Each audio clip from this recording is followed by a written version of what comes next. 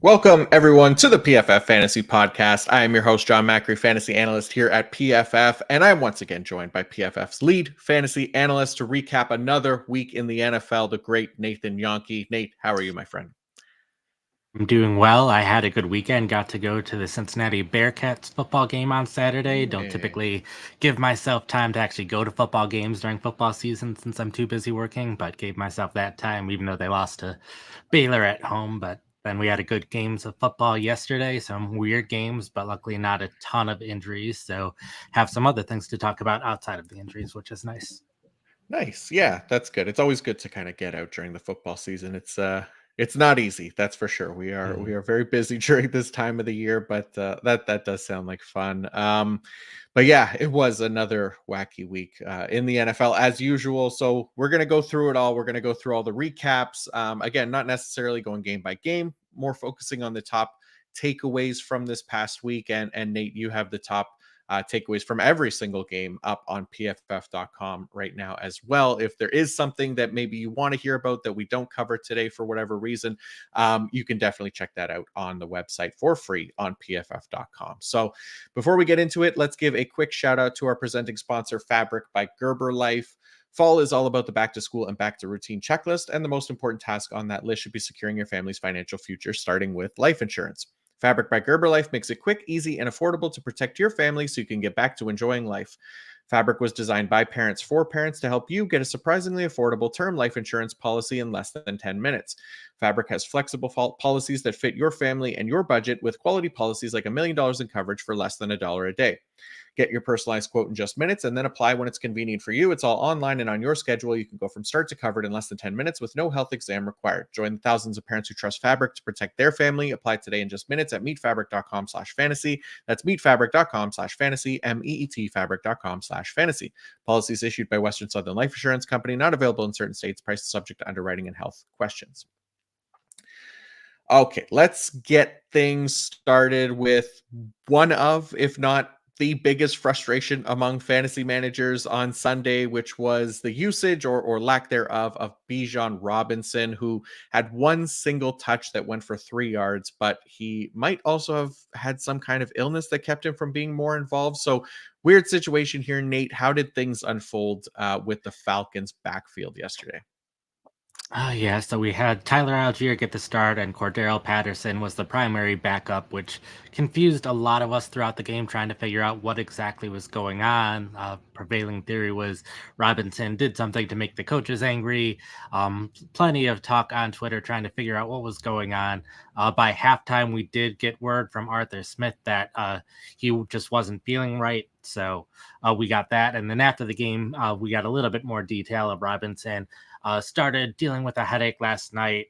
Tried to take medicine, nothing was helping, and eventually, Arthur Smith said, "Hey, let's worry about you right now. We'll worry about getting the win." And he did still play primarily in third downs and passing situations, so a lot near the end of both halves of the game. So even though he was dealing with that, still late in the fourth quarter when the game was on the line, he was on the field. So still a little confusing here and there. We live in a world where a lot of this news typically gets out before the game. I know, like before the 1 p.m. kickoffs, I have ESPN, NFL Network, Fox open, all waiting to hear what the reporters have to say. Even Jake Glazer, 10 minutes before the game, still has some things here and there so I can get the rankings up to date. But this did not get out anywhere. So plenty of people still started Robinson. I still had him, I think, 11th in my rankings this week. So sorry for anyone who started him and had a disappointing week, but hopefully this is not something that we see going forward. Hopefully he's fine. Definitely keep an eye on the injury reports, and something like that should probably show up. So hopefully he's a full participant in practice each week. And if he is a full participant throughout the week or even limited to start the week and full by the end of the week, I'm going to have no problem putting him back in my starting lineups going forward.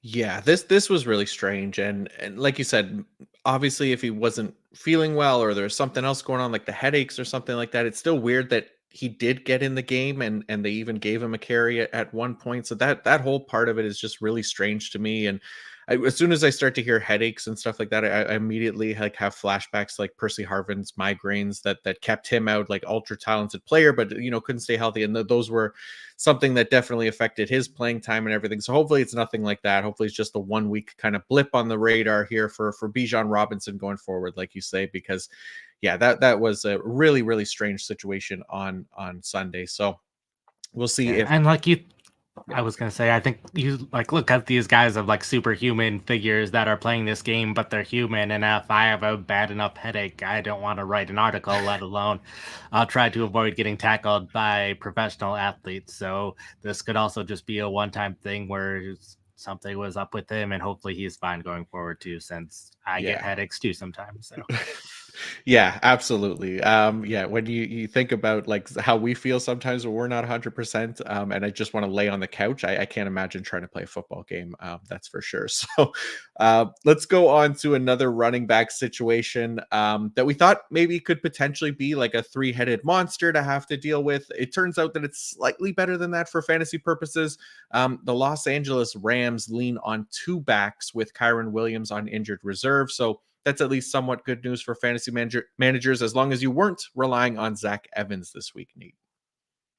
Yeah, so we had Ronnie Rivers with his knee injury and Kyron Williams with his ankle injury, both lying on injured reserve this past week. So they missed this game and will miss at least the next three games. The assumption to start the week with Zach Evans would be the guy, since he was the only guy left on the roster. I was skeptical at the time just because Evans was clearly fifth on the depth chart throughout the preseason. I wouldn't have been surprised if they had cut Evans and tried to stash him on the practice squad. So I feel like he's only on the roster right now just to make sure he can develop and no one else can get him. They added Royce Freeman, who was on the practice squad. They signed him to the active roster, which was no surprise. Added Myles Gaskin from the Vikings practice squad, and the only way they could get him was by signing him onto the active roster, because you can't go from one practice squad to another like that.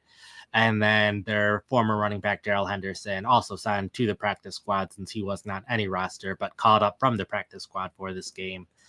We found out from reporters before the game that it would be a combination of Henderson and Freeman who would get the majority of the work.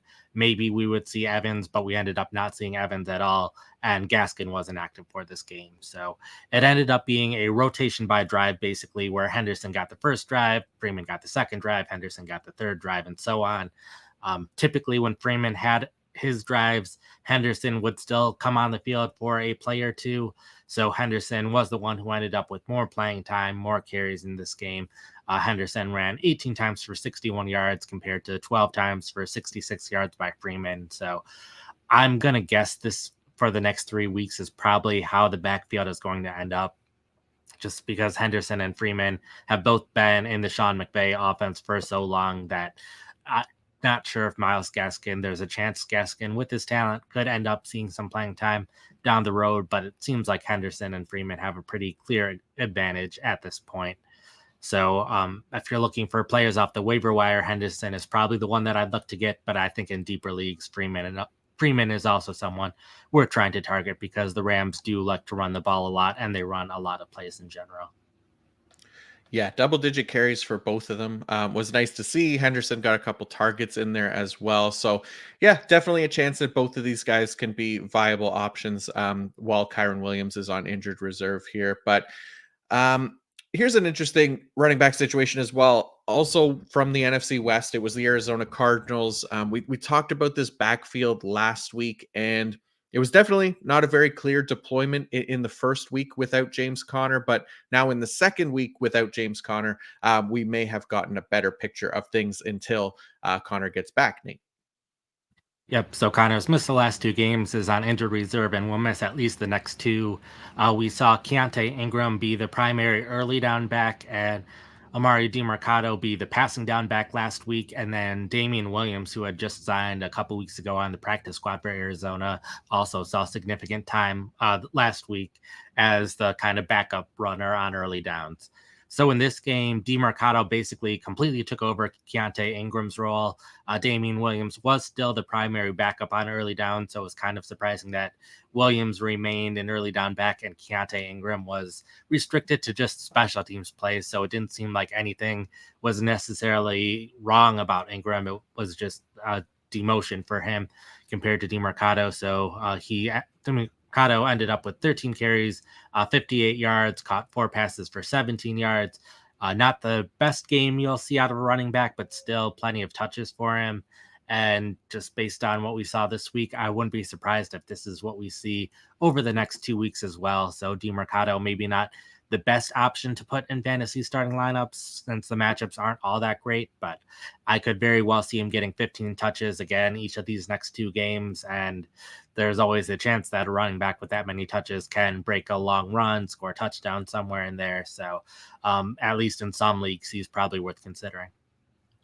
Yeah, I mean 13 carries, 5 targets. That's a nice workload for him. Like you said, the matchups going forward, he's got the Ravens and the Browns the next 2 games. So not ideal matchups for running backs necessarily, but the volume is there for him at least now, and we got a little bit of a clear deployment here for that backfield. So that was at least nice to see for fantasy purposes. Um, Okay, one more running back to cover here. We talked about Bijan, one of the most hyped rookie running backs in recent years, but right up there making a case for himself is the other first round running back from this year's draft class. Jahmyr Gibbs goes for 68 yards and a touchdown on the ground and adds 9 receptions for 58 receiving yards. Nate, no David Montgomery in this game, which gave us our second look this season of Jahmyr Gibbs as the clear lead back. Yeah, we saw him dominate snaps even more than he did in the first game where he was the starter. It was week 3. He played 60% of snaps. Craig Reynolds was still heavily involved. Reynolds, particularly in the pass game in that game. But this is kind of the first game where we saw Gibbs get both significant carries and significant targets, which was good to see. So played a clear majority of offensive snaps. It could partially be because Detroit just is thin at running back at the moment. Craig Reynolds on the injury report with both a hamstring and a toe injury. So he still played in this game, but probably didn't play as much due to the injuries. And then Zonovan Knight, who's also been a backup for Detroit, currently out for the season. So Gibbs partially did this out of necessity, but it was also good to see that he is capable of having this much playing time. Didn't see as many carries as we would like just because it was a complete blowout by the Ravens in this game.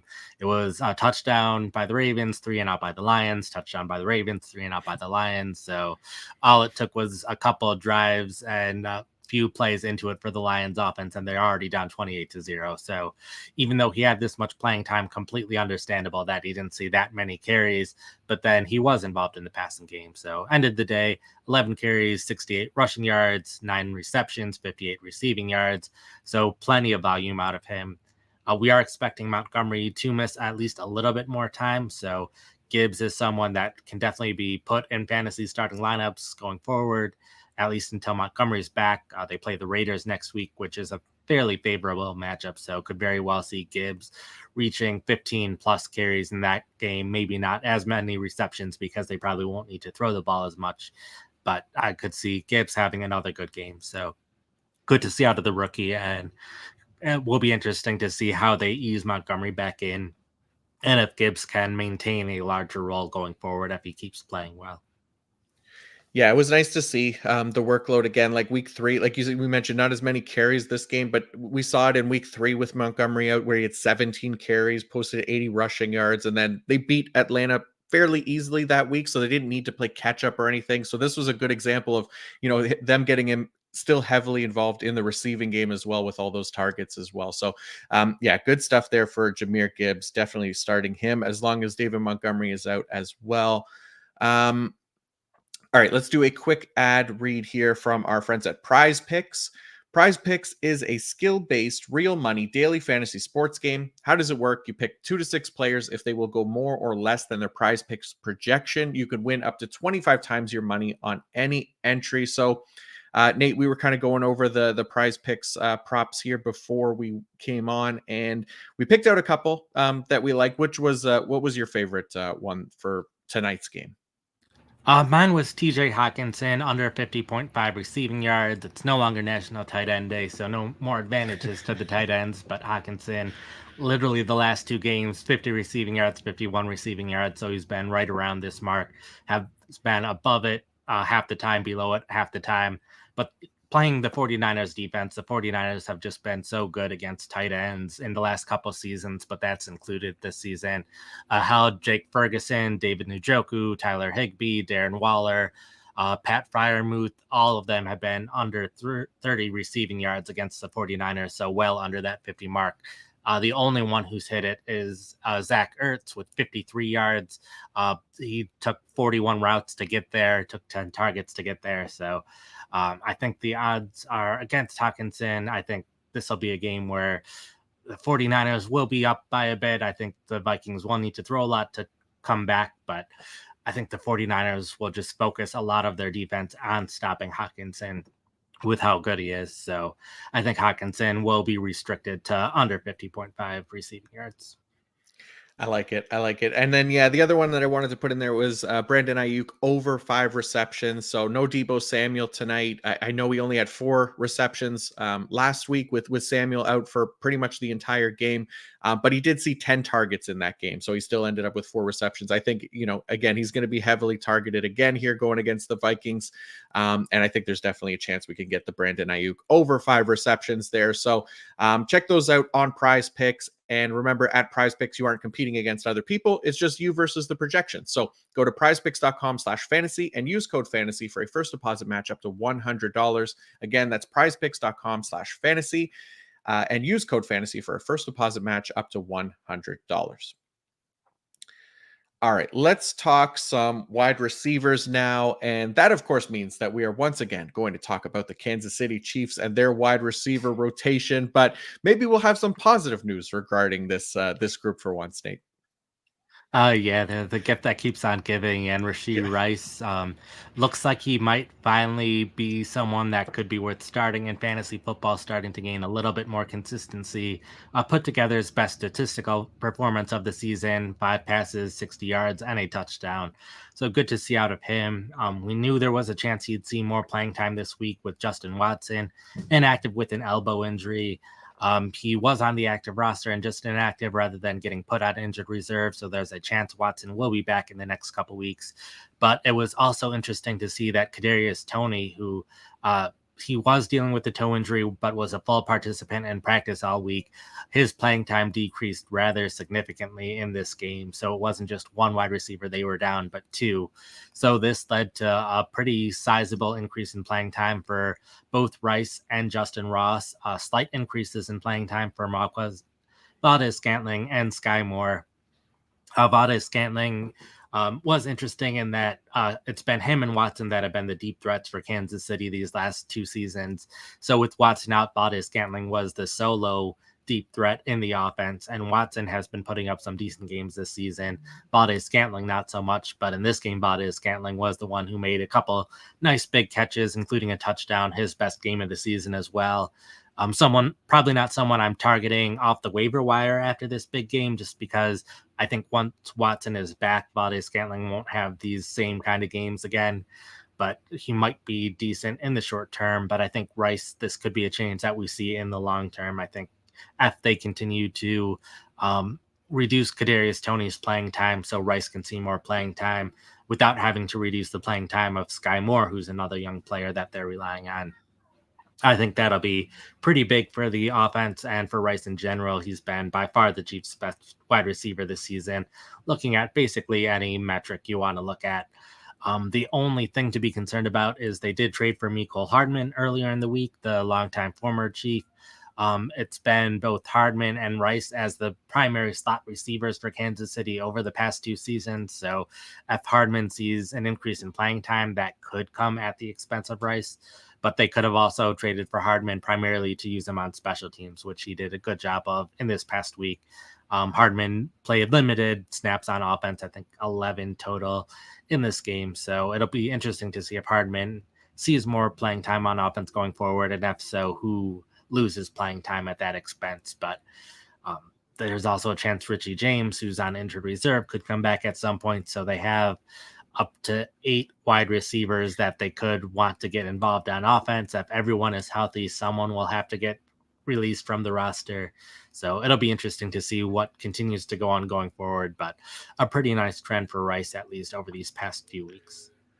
Yeah, it's I'm like cautiously optimistic, right? There's so much to like about Rashi Rice, but the rug could kind of get pulled out from under him at any point, considering the amount of wide receivers they have and that how that rotation has been. But it's definitely nice to see this playing time kind of increased. Look, at 28% target rate on the year. He's had over 20% target rate in 6 of 7 games this season. Um, Mahomes, like I keep saying, it clearly wants to throw him the ball. So just getting him on the field more is a big step in the right direction here. Of course, like you said, Miko Hardman, I'm sure is going to find a way in there in certain weeks and cut into that rotation a little bit as well, just according to the pessimist in me. But we'll see. I continue to be hopeful for Rice because he's been so good when given the opportunity. Um, yeah, let's go on to more wide receiver opportunities, and another group that we like to talk about is the New England Patriots, where Kendrick Bourne and Demario Douglas led the team in receiving yards. So Nate, what happened here with this rotation to put these guys at the top of the box score this week? Yeah, the Patriots have become another mainstay in this kind of article based on all the changes they've been going through. Last week, they had Tyquan Thornton come back from injured reserve, Juju Smith Schuster, Demario Douglas, both out with concussions. This week, Douglas came back, Smith Schuster was still out. So Douglas continued to see significant playing time. Uh, er, yeah, um, significant playing time in 11 and 12 personnel with Smith Schuster out. And Douglas specifically played 100% of snaps in 11 and 01 personnel this week. So it was an increase in playing time both for Bourne and for Douglas, with Juju Smith Schuster out for another week. So that kind of helped him a bit in this game. Potentially, the more interesting thing was what happened with Devontae Parker. Parker really hasn't done all that much this season, and it was thought before the season that Tyquan Thornton might overtake Parker as the outside wide receiver in New England there. But after Parker got a restructured contract that pretty much guaranteed that he was going to stay with the roster, that left some pessimism with Thornton. But um, Parker finally saw a pretty sizable decrease in offensive snaps in this game, lower than most of his games the past 2 seasons, outside of games where he suffered an injury, but it was at the expense of Jalen Rager rather than Tyquan Thornton. So Jalen Rager, who's bounced around a little bit in the league, finally may have found a home in New England, seeing significant playing time both in 11 and 12 personnel. A slight tendency of playing Parker in 11 and Rager in 12 personnel, but not super strong tendencies there. But it meant Thornton, who saw a decent amount of playing time last week, barely saw any playing time in the offense this week. So pretty surprising that Thornton wasn't involved, and Rager seems to have overpassed him on the depth chart. I am optimistic about Douglas in general, just because he's a rookie who's playing well, and there was all this offseason hype on him, and his per play stats are very good. I just know that Juju Smith Schuster will probably be back next week, probably see at least some of those snaps in 11 personnel. And it'll be interesting to see what they do in 12 personnel with how well Kendrick Bourne has been playing. I know Bourne has also been the subject of trade rumors a little bit. So it'll be interesting to see if the Patriots make any move at wide receiver, just because they have so many young players that they like in Douglas. It's unclear if they still like Thornton at this point, but could want to get him involved. They clearly want to get Jalen Rager a little bit more involved in the offense. So lots of wide receivers there, but Parker seems like he's getting phased out. So I probably would take a chance on Douglas off the waiver wire, just because the trade deadline is coming up a week from tomorrow. So a couple of teams where it might be good to stash someone, just because if there is a trade, then you end up with a wide receiver that's valued a lot more. Yeah, makes sense. And this is definitely a wide receiver group that could stand to trade somebody away and kind of rely more on their younger players as well. And yeah, I mean, Tyquan Thornton, 1 catch last week, 1 catch this week. Devontae Parker, same exact thing, just 1 catch in each of the past 2 weeks. So really kind of zero interest in these guys, obviously, but nice to see Bourne and Douglas at least be heavily involved for now, and hopefully kind of stays that way and it doesn't get too messy again. But it is the Patriots, so kind of have to keep your head on a swivel there to see how things go going forward. But one more wide receiver situation to be aware of is the Cleveland Browns, where Donovan Peoples-Jones is trending in a negative direction over the past couple of weeks, Nate. Yeah, Peoples Jones is someone who's very consistently played over 85% of offensive snaps these last two seasons, but that has changed. It started to change a little bit last week, and then the change was more dramatic this week. Basically, just losing playing time to Marquise Goodwin, the 32-year-old veteran who's bounced around the league a lot, but is a deep threat just like Peoples Jones is, so plays a very similar role in the offense. Goodwin only caught one ball for seven, or ran the ball once for 17 yards and then caught a 6 yard pass. Hasn't done all that much this season, but neither has Peoples Jones. So a little bit surprised that Peoples Jones is losing playing time without Goodwin making a couple of big plays to earn that increase in playing time. It might just be what they've seen in practice so far, or they're just trying something different. Another interesting thing is Cedric Tillman, their rookie wide receiver, missed last week with an injury, was a full participant in practice all week, but was inactive for this game. So it's unclear if the injury is still a problem or if he was just a healthy inactive, since they have a number of backup wide receivers, including Goodwin, including David Bell, who was a starter last year. So will be interesting to see if Tillman, if this was injury related, and if it's was injury related and Tillman's healthy again, it's possible that Tillman will end up seeing more playing time if they're willing to take Peoples Jones off the field more often.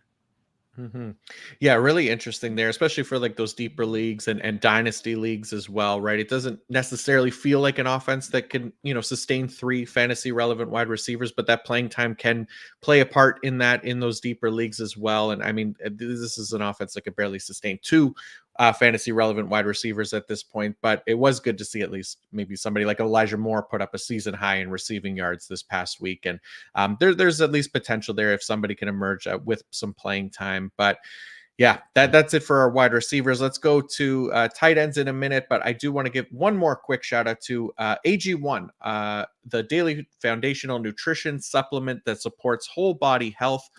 I've been drinking it every day, and I certainly need it because I'm not the most honest. Honestly, I'm not the most healthiest person possible when it comes to diet. So could stand to get a little healthier in general. And AG1 is essentially exactly what I was looking for. Something quick and easy to build into my diet where I don't have to worry about taking so many supplements and pills. I wanted a single solution that supports my entire body and covers my nutritional bases every day. I throw AG1 into a fruit smoothie every morning, start the day off with everything I need for my body, like I'm giving my body the nutrition it craves. So, again, as someone who can't be alone in wanting to improve their health and has a difficult time doing so when it comes to overall diet, AG1 has been a game changer in that regard. It gets 75 high quality ingredients that give me key daily nutrients and support energy, focus, strength, and clarity. I just mix one small scoop with my smoothie, drink it first thing each morning. Boom, done. It's as simple as that. Another added bonus is that it costs me less than $3 a day, which is pretty good if you ask me. It's a relatively effective daily habit with high quality sourced ingredients. It's a win-win. So if a comprehensive solution is what you need from your supplement routine, then try AG1 and get a free 1 year supply of vitamin D and 5 free AG1 travel packs with your first purchase. Go to drinkag1.com/PFF. That's drinkag1.com/PFF. Check it out now. All right, one more position group to cover. It is the tight ends, and we really should have started with this group given that it was National Tight Ends Day. So hopefully these guys will forgive us for the disrespect in not putting them first this week. But tight ends day is over now. So let's look at it as saving the best for last at least. So Nate, we talked about him last week because the arrow continues to point up for rookie tight end Michael Mayer. I did put in 3 tight end stories this week rather than just the usual Yeah, there you 2, go. so I did honor National Tight End Day a little bit with this. So, with Michael Mayer, we talked about him last week where he saw a significant increase in playing time in 11 personnel, consistently playing in 12 and 21 and 22 personnel all season, but it was 11 personnel that was the big difference last week, and he put together 5 passes for 75 yards. This week, going behind the scenes a little bit, I'm starting to write these articles in the second half of games. So I look for trends that I think will continue throughout the game. And Michael Mayer was seeing an even higher percentage of offensive snaps in this game. So was excited to write about him. Then we get to the end of the game, and then I see his played a lower percentage of snaps than he did last week. So I was worried he got injured or something. But this was a case where he played on 46 of the first 50 snaps, just taking a couple plays off and 11 personnel. one play where they didn't have any tight ends on the field. And then because they were playing in a blowout where they were losing to Chicago, they took out a number of key starters for the last 10 minutes of the game.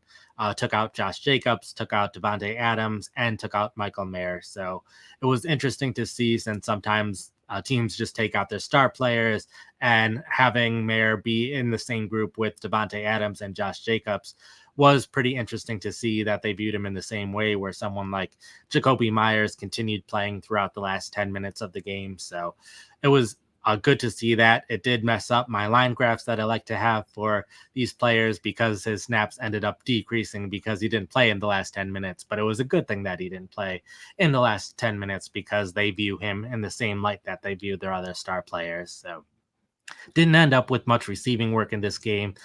4 targets, 2 receptions, 13 yards. It was with Brian Hoyer at quarterback rather than Jimmy G, who Jimmy G has a long history of throwing to tight ends. So not all that concerned about the target share in this game. It will be probably the biggest concern for him going forward now that his playing time is so high, just because they do have Devontae Adams and they do need to get Adams the ball a lot. It was interesting to see the first quarter of this game. Like, he had a target share in the 70% or so range, had nearly all of the receiving yards, all of the offensive yards in general, and then they stopped giving him the ball as much over the course of the rest of the game. But after he complained last week, so I think it will be interesting to see how much they end up getting the ball to Mayer, since they do still like Josh Jacobs and they do still like Devontae Adams. But he's definitely the young tight end that I'd be wanting to stash on my roster right now, because he has a chance to break out in a big way over the rest of the season, in a similar way that Darren Waller had been a star tight end in this offense in the past. Yeah, yeah. This was Kate and I talked about it in the preview show, like that this could be, a nice squeaky wheel game for Devontae Adams. And it really started that way, and then it just yeah, like you said, it kind of faded away at later in the game, which was interesting to see. But I think, like you said, Michael Mayer, really good example of why you don't just focus on the box score, right? Because that usage itself is the key here. And like you said, getting taken out with the starters is crucial. So I know he just had 4 targets, 2 catches for 13 yards, but really encouraging usage there for Michael Mayer going forward.